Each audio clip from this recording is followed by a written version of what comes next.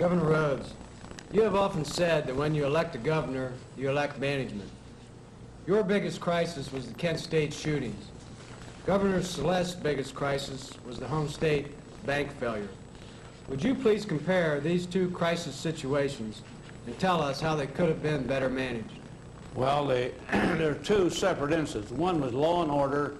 The city of Kent was torn up, and the mayor called to protect the rowdyism and the people breaking glasses and in the windows and going into homes, and they were terrorists, so to speak. And what happened, we sent the National Guard there.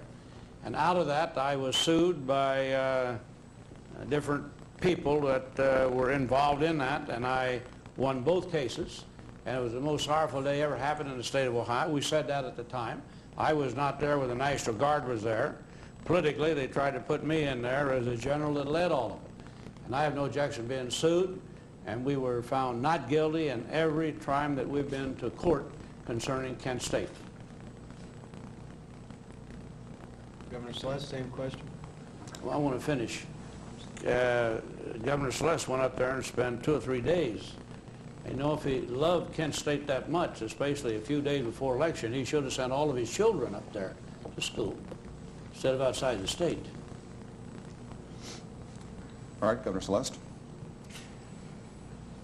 I'd rather let the people of Ohio be the judges, Tim, of the Kent State situation. I do agree with Jim Rhodes' running mate, Bob Taft, that you don't send National Guard on college campuses with live ammunition, period.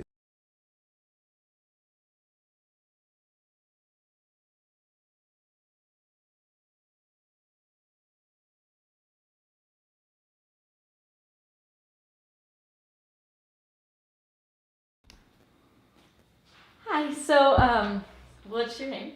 Bryan Shaw. All right, and it is March 4th at 11:30 in Newport Beach. All right.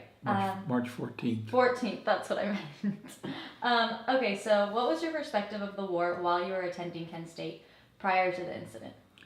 My personal perspective was I was not anti-war, but I did not want to participate in the war.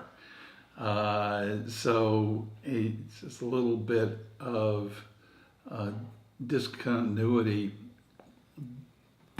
but there were a number of people who throughout the country were anti-war, and it was a growing movement. But Kent was a very conservative school for the most part, and there was not a large amount of anti-war people who were at Kent State at the time of, in May of 2000, in 1970.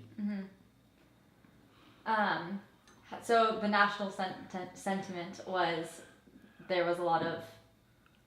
Nationally, the protest movements were growing. You saw a protest movement growing in the early 60s, primarily focused on civil rights and free speech. There was a free speech movement in the mid-60s at Berkeley, and also in the mid-60s, it was about 64, 65, they put ground troops into Vietnam. So you had the beginnings of anti-war movement in Vietnam. So you saw the Students for Democratic Society, the Underground Weatherman, a number of national protest organizations start to grow, and they were taking root in a number of universities. University of Michigan, where the SDS was formed, was a bit of a hotbed for protest movements. Some of the larger universities in there, I mentioned Berkeley, Stanford, University of Texas, even Ohio State, but not Kent State. so you had a growing national movement, but when an organization that had some 200 chapters, such as the SDS, tried to form at Kent State, they weren't successful.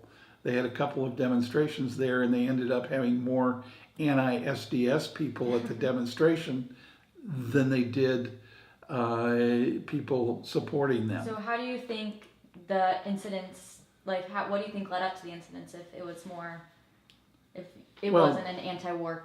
It really, and it escalated, I think on Thursday night, which would have been the 30th of April, when President Nixon announced that they had bombed Cambodia.